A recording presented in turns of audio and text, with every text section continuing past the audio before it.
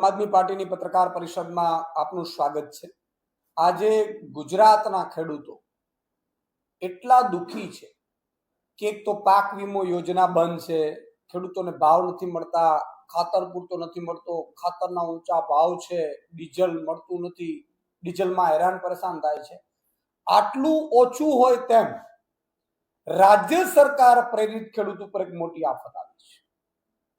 અને રાજ્ય સરકાર પ્રેરિત એટલા માટે હું કહું છું કે પ્રાઇવેટ કંપનીઓ અને રાજ્ય સરકારે મળીને જે ખેડૂતો પોતાની જમીન ખેડતા હતા એને ખબર નહોતી ને રાતોરાત હાઈ ટેન્શન લાઈનો કચ્છથી લઈને જામનગર સુધી, આ બાજુ ધોળકા સુધી, લગભગ આખા ગુજરાતમાં હાઈ ટેન્શન લાઈનો નાખવાની છે।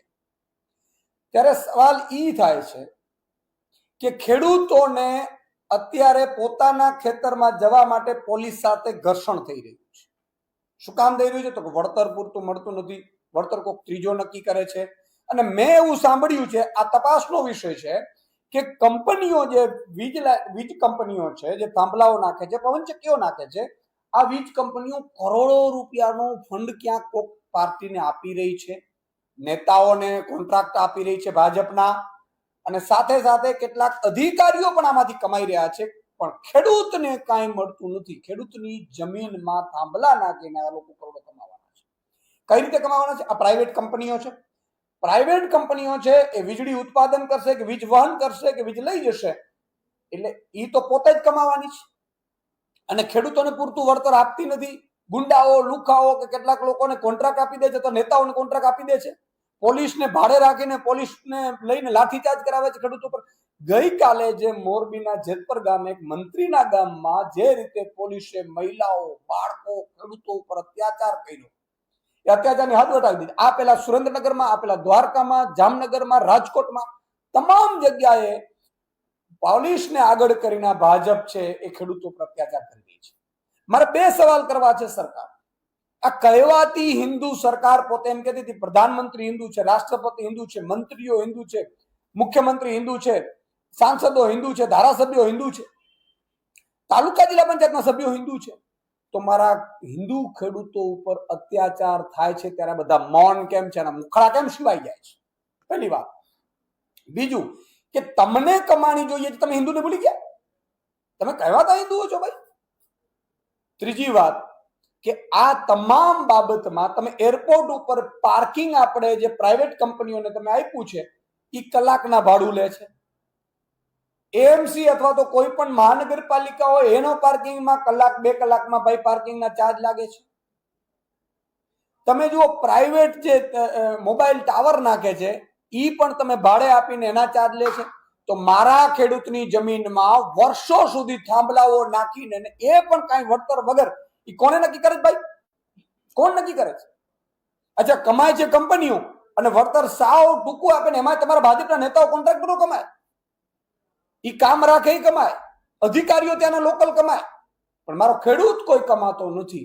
એટલા માટે આજે મુખ્યમંત્રીશ્રીને મેં પત્ર લખ્યો છે અને મુખ્યમંત્રીશ્રીને મેં માંગણી કરી છે કે એક તો હાઈ ટેન્શન લાઈનની અત્યારે કલેક્ટરની અધ્યક્ષતામાં તમારી સમિતિ બને છે, વળતર સમિતિ, એમાં ખેડૂતોના હવે ખેડૂતોને કલેક્ટર હુકમ કરી દે, કલેક્ટર એમ કે 144 લગાડી દે, પોલીસને સૂચના આપી દે, કાયદો વ્યવસ્થા સંભાળી દે, ભાઈ કલેક્ટર ક્યાં રાજા હરિશ્ચંદ્રના દીકરાઓ છે?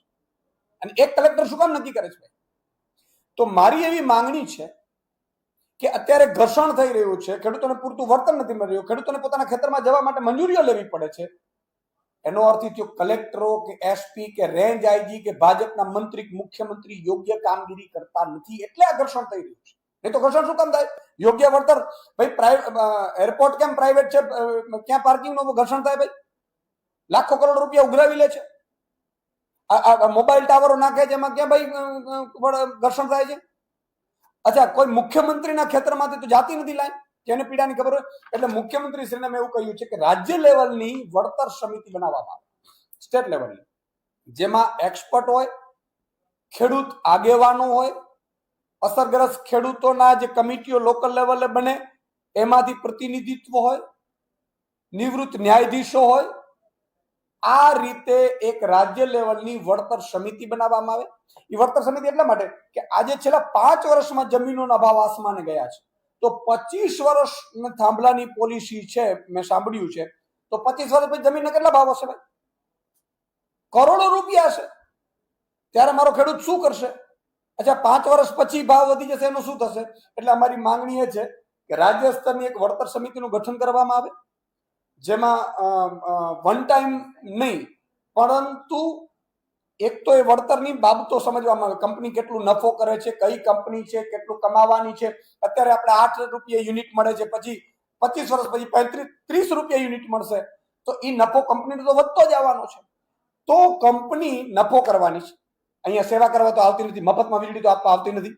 બીજું કે આ વળતર કમિટી છે, વળતર સમિતિ પોતે નક્કી કરે વળતરની પદ્ધતિ. તો વળતરની પદ્ધતિ કઈ રીતે ભાઈ?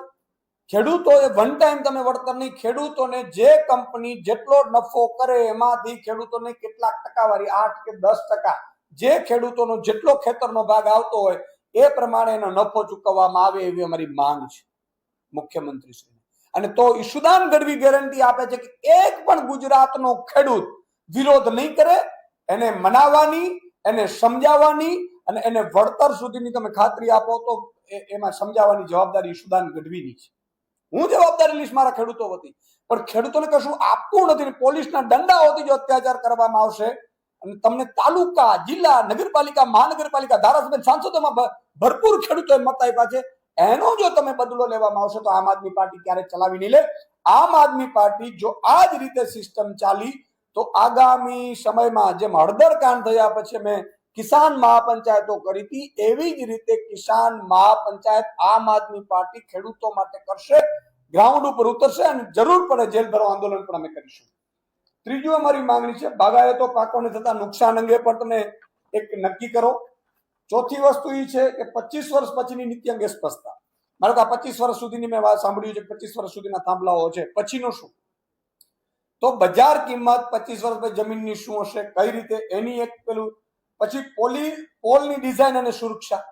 પોલની ડિઝાઇનમાં ભાઈ પોલની ઊંચાઈ, એની ગોઠવણી વૈજ્ઞાનિક ધોરણે છે કે નહીં, ખેડૂતોને ઓછું નુકસાન થાય. મેં સાંભળ્યું છે કે એ નુકસાન પણ ખૂબ કરે છે, અથવા તો પાંખિયા તૂટી જાય, ખેડૂતનો પરિવાર બીમાર પડે, અથવા તો એના ઉપર ઘાયલ થાય. તો આ મામલે તમારી શું વ્યવસ્થાઓ છે? પ્રોજેક્ટ અંગે સંપૂર્ણ માહિતી જાહેર કરવી. અત્યારે સરકાર છુપાવે છે, અથવા તો કઈ નાનકડા પેપરમાં એડ આપી દે. ભાઈ એડ પેપરમાં આવવાથી ખેડૂતો જો વાંચતા હોય ને એડ વાંચવા બેઠા હોય તો તમારે ખેતી ક્યારે કરવી? આ કામ સરકારનું છે. એટલે આ બાબતે પણ ક્લિયરિટી કરવામાં આવે. ગ્રામ સભાની સંમતિ ફરજિયાત બનાવી. કોઈ પણ ગ્રામ સભાની સંમતિ વગર ખેડૂત, કલેક્ટર, એસપી, ખેડૂતના ખેતરમાં રેન્જ આઈજી, મુખ્યમંત્રી પણ ઘૂસવું ન જોઈએ. આ કંપની વાળા તો શું, અને કંપનીને તમે પોલીસ ભાડે આપો છો તો ખેડૂતને પણ પોલીસ ભાડે આપવામાં આવે, એવી પણ અમારી માંગ છે. જમીન સમતલીકરણ અને પુનઃસ્થાપન. આ કામ પૂર્ણ થયા પછી જમીનનું સમતલ કરવાની વ્યવસ્થા પણ કંપનીએ કરવાની. અને સૌથી અગત્યનો મુદ્દો, આ ટેલિગ્રાફ એક્ટ 1885 જૂના કાયદા અંતર્ગત આ બધું થઈ રહ્યું છે. એમાં તુરંત અંગ્રેજોએ કર્યું હતું, આપણા ઉપર અત્યાચાર કરવા માટે કર્યું હતું. અંગ્રેજો વિરુદ્ધ કોઈ બોલે નહીં એટલે પોલીસનું દમન કરી ડરાવી દેવા માટે અંગ્રેજો કર્યું હતું. ત્યારે આપણે ગુલામ હતા. અત્યારે આપણો દેશ આઝાદ છે. તો આમાં તાત્કાલિક ધોરણે આગામી વિધાનસભાનું મળે એમાં સુધારો કરવામાં આવે, એની માંગ સાથે આજે મુખ્યમંત્રીશ્રીને મેં પત્ર લખ્યો છે. અને જો આ પત્ર અંતર્ગત મુખ્યમંત્રીનું કહેવા માંગુ છું કે આમાં તમે પોતે શાંતિથી વિચારો કે તમે ઈ ખેડૂતના દીકરા હોત અથવા તો ખેડૂત હોત અને તમારા ખેતરમાંથી જતી હોત, તમને કઈ ખબર ન હોત ને પોલીસ તમારી ઉપર કે તમારા દીકરા દીકરી ઉપર લાઠી ચાર્જ કરત તો તમારી હાલત કેવી થાત, એવું તમે વિચાર કરશો તો તમે સાચા સંવેદનશીલ, તમે મુર્દુ અને મક્કમ કહેવાશો. બાકી વાતો કહેવાથી કે તમારા પોચિયાઓ છે એ એડવર્ટાઇઝ કરવાથી ક્યારેય મુર્દુ, મક્કમ કે સંવેદનશીલ બની શકાતું નથી.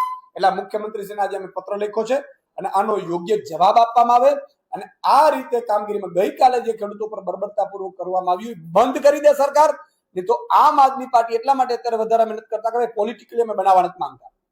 ઘણા લોકો એવું કહે છે કે ભાઈ પોલિટિકલી બનાવવાથી ખેડૂતોને નુકસાન થાય છે. તોય અમારા નેતાઓ ગયા છે, સાંભળ્યા છે, જરૂર પડે હું પણ જઈશ. કહેવાનો ખાલી મતલબ એટલો જ છે કે ખેડૂતોને યોગ્ય વળતર, એ પણ જેમ કંપની દર મહિને નફો કરે છે, 12 મહિને નફો કરે છે, એવી જ રીતે ખેડૂતને ટકાવારીમાં આપવામાં આવે એના ભાગ પ્રમાણે એવી અમારી માંગ છે અને પૂરી કરવામાં આવે એવી અમારી ખેડૂત મુખ્યમંત્રી